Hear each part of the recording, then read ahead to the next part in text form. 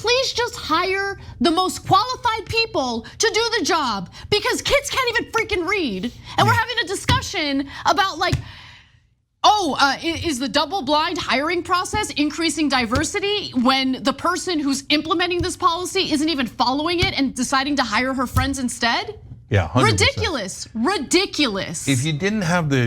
With a surprising take, Anna Kasparian rips into the intense culture war at Amherst Regional Middle School in Massachusetts, highlighting the turmoil amongst teachers, administrators, students, and parents, focusing on issues such as identity and conflicting group interests, aka DEI. And thanks to the Bud Light controversy, we have learned over the last year and a half how companies and schools of all ages have been prioritizing DEI practices over the traditional method of incentivizing merit-based qualities. Cenk Uygur even weighs in, but this video really isn't about him, so let's just go ahead and check it out. The New Yorker looked into the fierce culture wars that have been playing out at Amherst Regional Middle School in Massachusetts. And man, has it been a nightmare. So it's tearing teachers, administrators, students, and parents apart. And it really has to do with identitarianism and which group in the hierarchy should be cared for the most. And of course, that leads to conflict. So here's a little background about the school itself. Just over 12% of the city's residents are Black or Hispanic. About 70% are white and roughly 13% are Asian. So those are the demographics in that area, in that school district.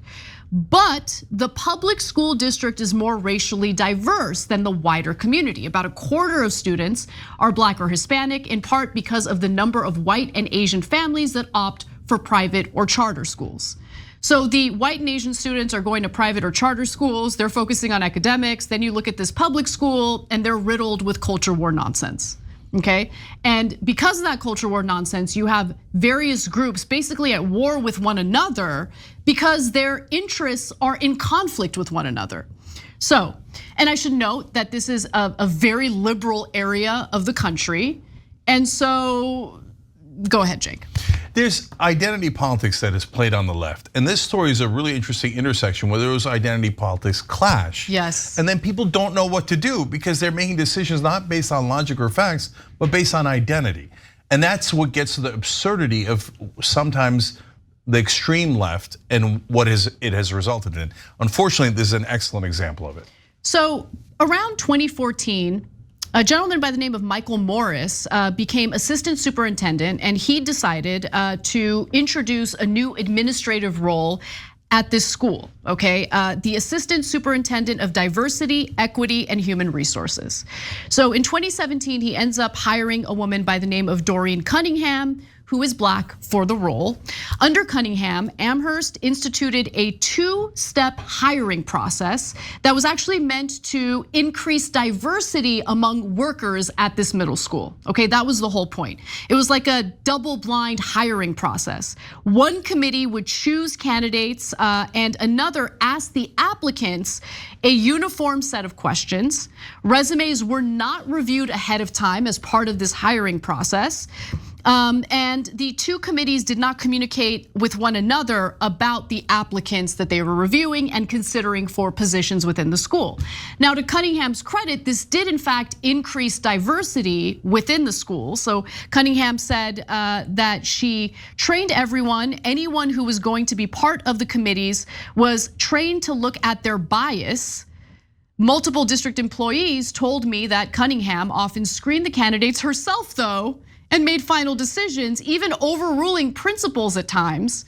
She denied this, saying, quote, "I'm not the one who hired anyone." No, the rest of the article seems to indicate she was the one that hired anyone. So you have your first absurdity here where she says, I'm gonna train all of you guys because I don't want you to have any bias. We want these hiring decisions to be perfect. They go through the whole training, and then she's like, yeah, ignore that. I'm just hiring them. Go, you, I like you guys, come on. Yeah, no, it's. Come on. So she instructed people to be trained to look at their own bias, probably in some sort of like, DEI session, struggle session. And then she proceeded to insert her own bias as she hired her friends without even needing a resume. Got it. Okay. But hey, at least Cenk is correct in this one. And when that happens, I generally assign the broken clock is right once a day rule, or is it actually twice a day? I don't know. For Jank, that's too much. So in this case, we'll stick with a broken clock is right once a day. So she instructed people to be trained to look at their own bias, probably in one of these required to keep your license struggle sessions where it's just completely miserable for everybody. But then she proceeded to install her own bias as she hired her friends without even needing a resume. Got it. Okay, so, but hey, at least Jank is correct in this one, which, when that happens, I generally assign the broken clock is right once a day rule, or actually, is it twice a day? I don't know, that's too much for Jank, so in this case, we'll stick with a broken clock is right once a day, which might still even be too much.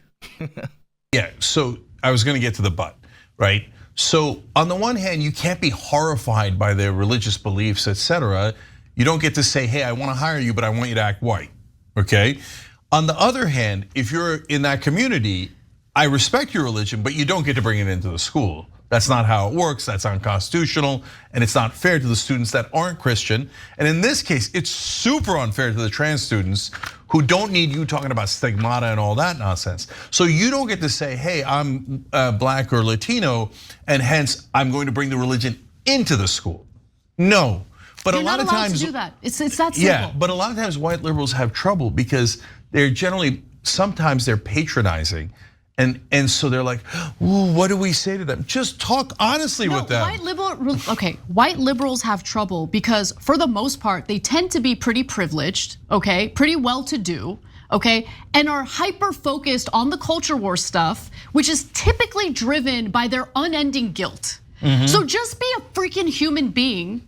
Treat the freaking students with respect, okay? And can we please just hire the most qualified people to do the job? Because kids can't even freaking read. And we're having a discussion about like, is the double-blind hiring process increasing diversity when the person who's implementing this policy isn't even following it and deciding to hire her friends instead? Yeah, 100%. Ridiculous. If you didn't have the- So I'm glad Anna mentioned that at the end there, because it seems like this woman running the school has forgotten what school is actually for. And of course, it's to educate students in academics, right? Reading, math, health, history, and even physical education. And remember, Anna said this school is located in an area that heavily leans left, right? Also, we heard Jank mention there that it's against the law to bring religion into schools.